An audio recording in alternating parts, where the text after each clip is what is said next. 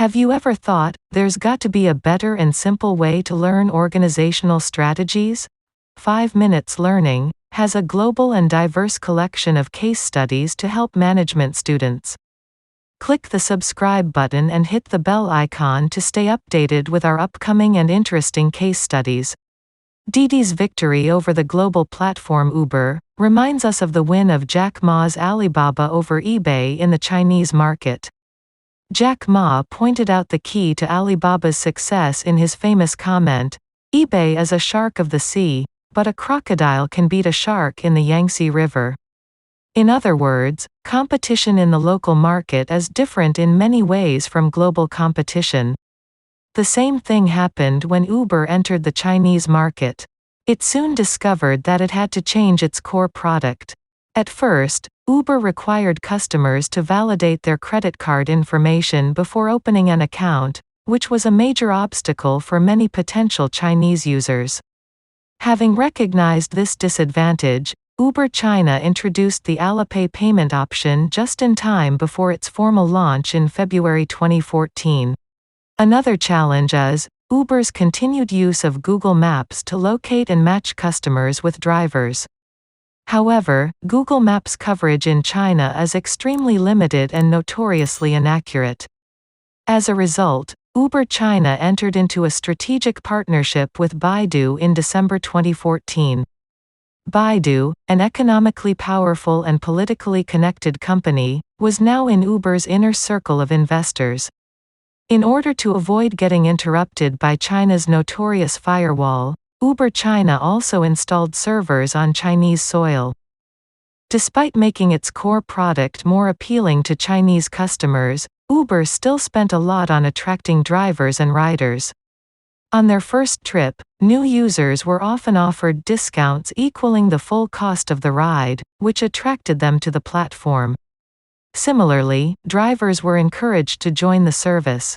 A total of 42,000 Uber drivers were registered in Chengdu, nearly equal to the number of Uber drivers registered in London, Paris, and San Francisco combined. However, the company's investment had an unintended consequence. It gave rise to a rampant economy of drivers faking trips for personal profit. It was costly, but it still worked. Uber was succeeding because it could operate in a gray zone of Chinese markets. Even before the phrase ride-hailing was used in the media, Uber was the first platform to introduce the service. As a result, a key factor in the expansion of Uber's business is the company's tremendous brand strength. Because of this, the general consensus was that Uber, as soon as it began doing business in China, could immediately saturate the Chinese market. In contrast, Uber China has not been able to create a winning scenario, especially in the Chinese urban transportation industry. In China, the number of people using ride-hailing services reached 399 million at the end of 2015.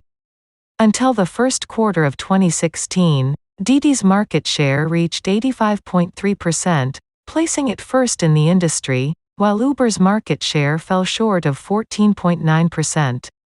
Thus, despite Uber's strong brand power and global presence, there are other factors in the Chinese market that would virtually influence users' choice of the ride-hailing platform. We generally assess competitive strength in terms of service area coverage, active user count, growth rate, and so on.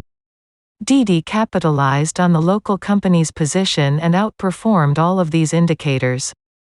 DiDi, for example, could quickly establish a competitive position by leveraging its high population density, local characteristics, and traditional ties with domestic partners.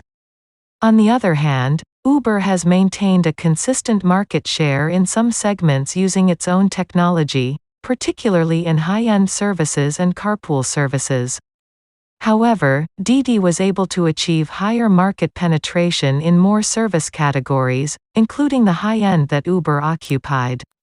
According to iResearch, 2015, DiDi's app records tracked 88.4% of all users. This fact leads us to the following success factor for DiDi in the Chinese ride-hailing market. As Uber and DiDi competed in China's ride-hailing service market, they began to overlap in many aspects of target market segments and service offerings.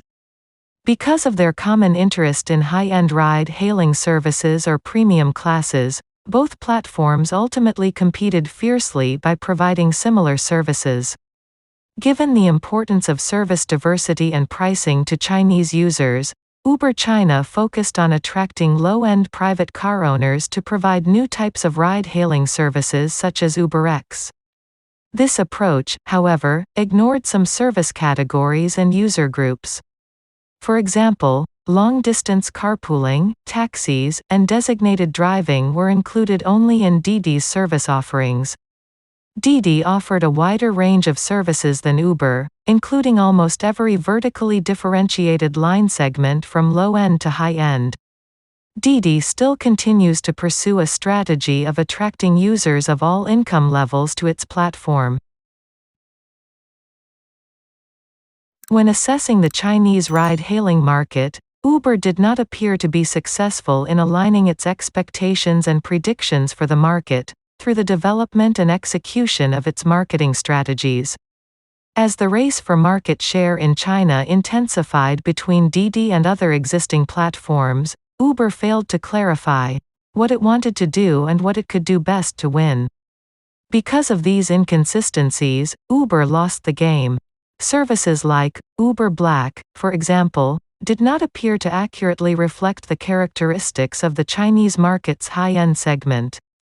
Despite Uber's wide range of service classes, customers perceived that only Uber Black represented the company's distinct competitive advantage. In addition, Uber also implied that Uber Black was its core business domain, inferring that the company considered this category to be more profitable than other ride-hailing services. In short, Uber China's ambitious efforts to foster high-end services missed the target. Uber China also neglected its efforts to make full use of this target user group, instead using it to showcase its advanced technology. As a result, it was found that there were discrepancies between value propositions, strategic positioning, and service design and offerings of Uber China. Pricing schemes and structures, like those of other businesses, are central to the ride-hailing platform's value creation. DiDi and Uber, like other B2C platforms, have adopted a peer-to-peer business model.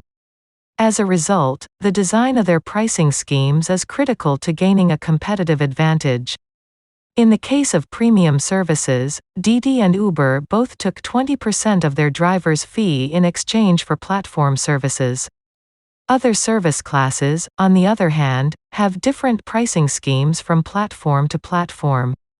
DiDi charged a platform fee of about 5% of the driver's fare for carpooling services such as DiDi Express and Hitch, whereas Uber provided similar services like People's Uber for free. However, when compared to public transportation fares and service quality in many Chinese cities, DiDi's 5% fee was not considered a significant difference in comparison to Uber's zero fares. In other words, when using carpooling services, users thought a 5% fee was quite reasonable. Whereas other service classes show more significant differences. DiDi charged only 5% as a platform service fee in the economy class, whereas Uber charged 20%. Despite the fact that lower-level service class customers are more price-sensitive, Uber maintained a relatively high rate. Actually, there was no difference in price between high-end and low-end services. As a result, Uber failed to attract users in its most important service class, preventing the platform from reaching critical mass. People's Uber Plus, and UberX accounted for the majority of Uber's revenue. However, the pricing strategy for these classes fell short of user expectations and failed to reach a sufficient number of users. Thank you so much for listening to this video. Do not forget to subscribe this YouTube channel for receiving updates about my upcoming case study videos.